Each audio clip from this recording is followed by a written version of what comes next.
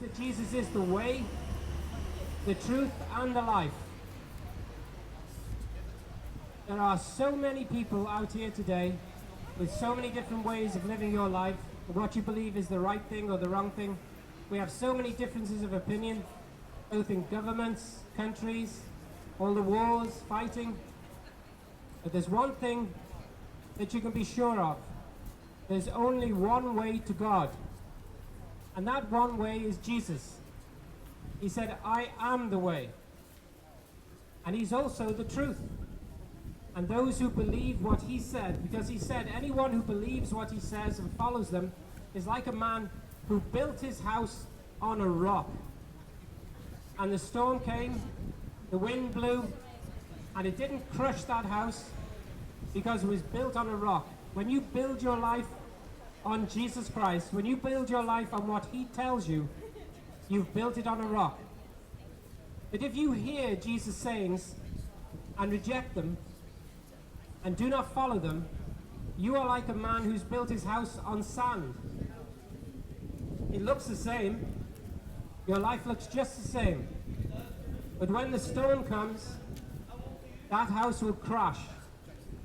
And that storm for you and me is the day we leave this life.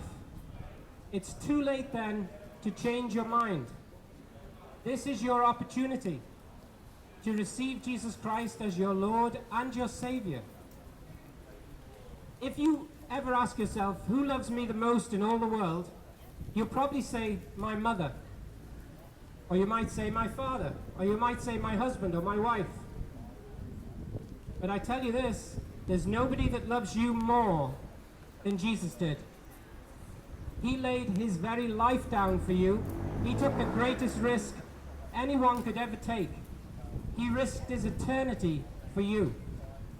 He came into this world and he had to not sin even once. If he'd sinned, he couldn't have sacrificed his life for you.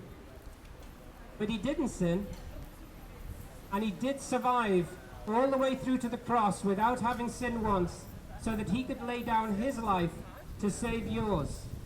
That's how much he loved you. I ask you, is there anyone in this street today who would be willing to lay down their life for a complete stranger? Or is there any of you who'd be willing to lay down your life for your worst enemy? Jesus laid down his life for us even while we were his enemies. If you give your life to him and receive him into your heart, he will enter you and he will change you and he will fill you with his life.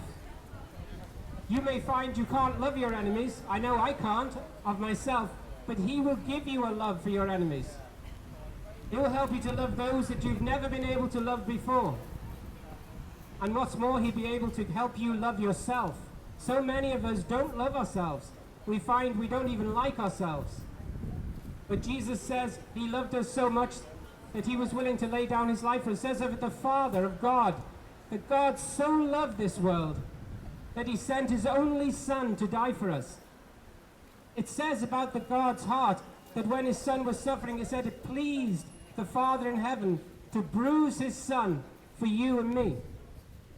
That's how much he loves us. Don't underestimate the importance of this love in your life.